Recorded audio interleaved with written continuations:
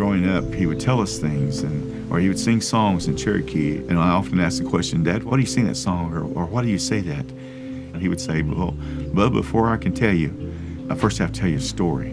One of the things that he told me to, he said, a long time ago when our Creator first put us here on earth, the reason he put us here on earth is that we were the caretakers of this earth.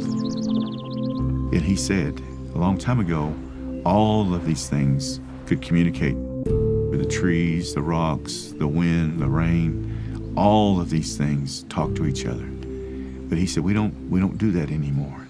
The rest of nature still does that. The only disconnect is us. We're no longer taking care of our resources. We're sometimes more in it for ourselves. What can I obtain out of it, or what's in it for me?